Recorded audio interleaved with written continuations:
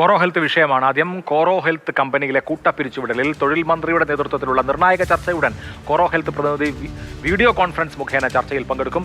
യോഗത്തിൽ കമ്പനി അഭിഭാഷകന്റെ സാന്നിധ്യം ഉണ്ടാവുകയും ചെയ്യും. എസ് അരുൺ ശങ്കർ വിവരങ്ങളുമായി. അരുൺ, 11 മണിക്ക് ചർച്ച നിശ്ചയിച്ചിരുന്നു. തൊഴിൽ മന്ത്രി നേരിട്ട് പങ്കെടുക്കുന്ന ചർച്ചയാണ്. കമ്പനി പ്രതിനിധികൾ വീഡിയോ കോൺഫറൻസിലൂടെ പങ്കെടുക്കുമെന്ന് അറിയിച്ചിട്ടുണ്ട്. ഒരു സൊല്യൂഷൻ ഈ ചർച്ചയിൽ ഉണ്ടാവാനുള്ള സാധ്യത എത്രമാത്രം?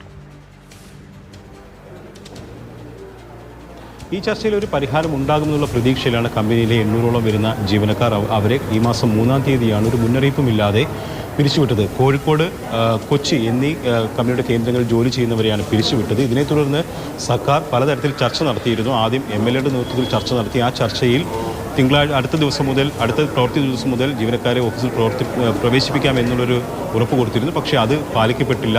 പിന്നീട് ലേബർ കമ്മീഷണർ നേതൃത്വത്തിൽ ഒരു ചർച്ച നടന്നു. ലേബർ കമ്മീഷണർ നേരിട്ടെത്തി നോട്ടീസ് നൽകി.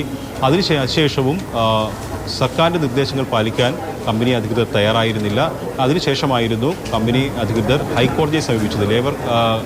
തൊഴിൽ വകുപ്പിൻ്റെ ഇടപെടലിനെതിരെ കമ്പനി ഹൈക്കോടതിയെ സമീപിച്ചു. ആ ഹൈക്കോടതിയിൽ കമ്പനിക്ക് അനുകൂലമായൊരു നിലപാടെടുത്തില്ല. ഈ വിഷയത്തിൽ ഒരു പ്രശ്നപരിഹാരം ഉണ്ടാകണം എന്നതാണ് ഹൈക്കോടതി നിർദ്ദേശിച്ചത്. അതുമാത്രമല്ല, ഇന്ന് നടക്കുന്ന ചർച്ചയിൽ പങ്കെടുക്കാൻ കമ്പനി അധികൃതർക്ക് നിർദ്ദേശവും നൽകിയിരുന്നു. പങ്കെടുക്കാമെന്ന് കോടതിയിൽ ഉറപ്പും നൽകി.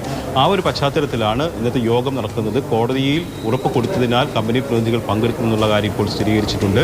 കമ്പനി പ്രതിനിധികൾ അമേരിക്കയിൽ നിന്നത് അമേരിക്കൻ ആസ്ഥാനമായ കമ്പനിയാണ്. അപ്പോൾ അമേരിക്കയിൽ നിന്നാണ് അവർ വീഡിയോ കോൺഫറൻസ് മുഖേന പങ്കെടുക്കുന്നത്. അതോടൊപ്പം തന്നെ കമ്പനിയുടെ ഒരു നിയമകാര്യ പ്രതിനിധി നേരിട്ട് യോഗത്തിൽ പങ്കെടുക്കുമെന്ന് അറിയിച്ചിട്ടുണ്ട്. പക്ഷേ അദ്ദേഹത്തിന് ഈ കമ്പനിയുമായി ബന്ധപ്പെട്ട തീരുമാനമെടുക്കാനുള്ള അധികാരമില്ല. പക്ഷേ കമ്പനി പ്രതികരിച്ച് നേരിട്ട് യോഗത്തിൽ അദ്ദേഹം പങ്കെടുക്കും.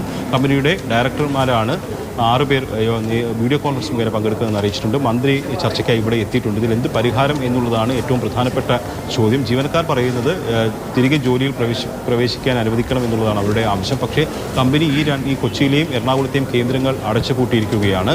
പക്ഷേ ഇതൊരു നിയമപ്രശ്നം സർക്കാർ ചൂണ്ടിക്കാട്ടുന്നുണ്ട്. കാരണം നിലവിലെ ലേബർ കോഡ് പ്രകാരം 300-ലധികം തൊഴിലാളികളുള്ള ഒരു കമ്പനി അടച്ചുപൂട്ടുന്നുണ്ടെങ്കിൽ മുൻകൂർ നോട്ടീസ് സർക്കാരിന് നൽകണം. 90 ദിവസത്തെ മുൻകൂർ നോട്ടീസാണ് നൽകേണ്ടത്. എന്നാൽ ഈ കമ്പനിയുടെ ഭാഗത്ത് നിന്ന് അങ്ങനെ ഒരു നടപടി ഉണ്ടായിട്ടില്ല. പകരം അവർ ഈ ജീവനക്കാരെ പിരിച്ചുവിട്ടുകൊണ്ട് അത് ഇൻഡയറക്റ്റായിട്ട് കമ്പനി അടച്ചുപൂട്ടുകയാണ് അവർ ചെയ്തത്.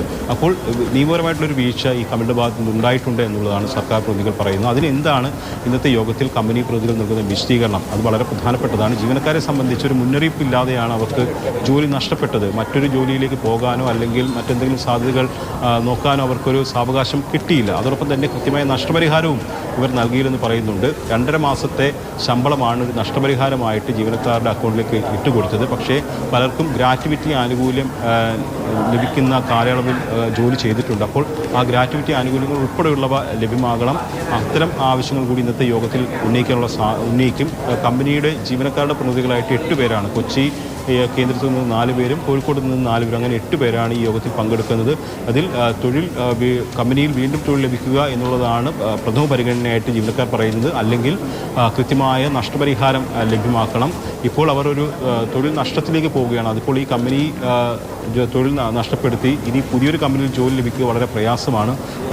ശമ്പളം ഇപ്പോൾ കിട്ടുന്ന ശമ്പളത്തിൻ്റെ അത്രയും പോലും പല കമ്പനികളും വാഗ്ദാനം ചെയ്യുന്നില്ല. അപ്പോൾ വളരെ സാമ്പത്തികമായിട്ടേറെ വെല്ലുവിളികൾ ഈ ഒരു ഘട്ടം ഉണ്ടാക്കിയിട്ടുണ്ട്. അതുകൊണ്ട് ഇതിനൊരു ശാശ്വത പരിഹാരം, ഈ പ്രതിസന്ധികളൊക്കെ തരണം ചെയ്യാനുള്ള ഒരു പരിഹാരം വേണമെന്നുള്ളതാണ് ജീവനക്കാരുടെ ആവശ്യം. സർക്കാരും ശക്തമായ നിലപാട് ഈ യോഗത്തിൽ എടുക്കുമെന്നാണ് സൂചന. കാരണം വലിയ പ്രതിഷേധം സംസ്ഥാന വ്യാപകമായി തന്നെ ഉയർന്നിട്ടുണ്ട്. നിരവധി തൊഴിലാളി സംഘടനകൾ കമ്പനിയിലേക്ക് മാർച്ച് നടത്തിയിട്ടുണ്ട്. അത് ഭരണപക്ഷ അനുകൂല തൊഴിലാളി സംഘടനകൾ ഉൾപ്പെടെയുള്ളവർ മാർച്ച് നടത്തിയിട്ടുണ്ട്. ഇപ്പോഴും മാർച്ചുകൾ തുടരുകയാണ്. അപ്പോൾ പൊതുസമൂഹം കൂടി ഈ വിഷയത്തിൽ ഇടപെട്ടിട്ടുണ്ട്. തീർച്ചയായിട്ടും എന്തായാലും ആ തൊഴിലാളികളുടെ ആശങ്ക പരിഹരിക്കുന്ന വിധത്തിലുള്ള സമീപനം ഉണ്ടാകുമോ? നമുക്ക് കാത്തിരുന്ന് കാണേണ്ട വിഷയമാണ്.